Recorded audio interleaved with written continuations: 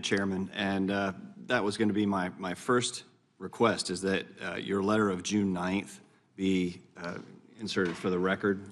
Without objection, it'd be entered in. And let's run down that timeline, because you were first approached in late 2021 about appearing before the January 6th committee. You responded on January 9th, 2022, stating that you had no relevant information would assist, but wrote that any information you could provide would relate to performance of official duties. May 12th, Chairman Thompson subpoenaed you. May 25th, you requested information and materials from the committee. May 31st, Chairman Thompson widened the scope of information sought. June 9th, you responded again.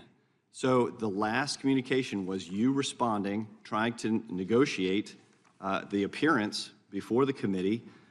Mr. Ivey has been an attorney in private practice. I've been an attorney in private practice representing clients in receipt of subpoenas, and also a prosecutor actually issuing subpoenas. And there's a thing called reasonable accommodation, which I know my friend is familiar with, where you try to reach an agreement about how that person will comply with the subpoena. And I'm not going to yield at this point, but I will say that this is very different than what we've seen from Mr. Biden. And Mr. Ivey sits on the subcommittee that I chair, Responsiveness and Accountability to Oversight. We've been charged with trying to encourage responsiveness instead of stonewalling to consistently requests for information from this committee being ignored by this administration. So the idea that somehow the son of the president is doing something that is different than the administration is actually not that unusual. But what we have here is continued stonewalling by Mr. Biden. On December 7th, we issued the committees issued a joint deposition notice for him to appear on December 13th, and he didn't appear for his deposition.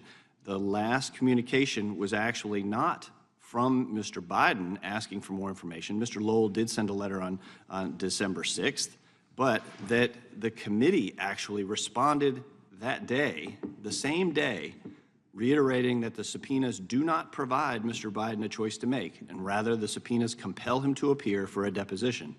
And let's talk about which committees we're talking about here. This is, again, a standing committee of the House of Representatives, the Judiciary Committee, as opposed to the January 6th committee, which even the chairman himself actually was quoted as saying, "I think there are some questions as to whether we have the authority to subpoena colleagues. We're looking at it."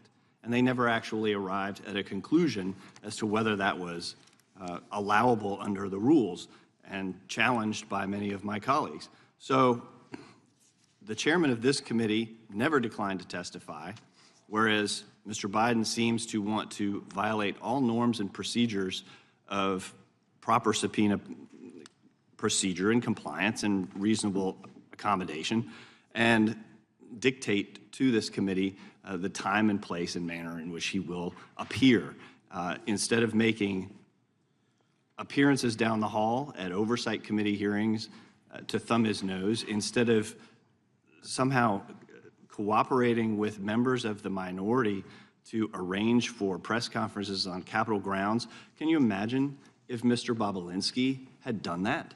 What the minority would do if those who January 6th were seeking testimony from and who did not comply actually held press conferences on the Capitol grounds or came to adjoining committees to sit and smile at the members of the committee while they tried to get information. Heads would explode on that side of the aisle. So with that, I urge my colleagues to support this motion. It is time to get compliance with this committee's responsibility for oversight, and I yield back. Gentleman yields back. The gentleman from California, Mr. Liu, is recognized.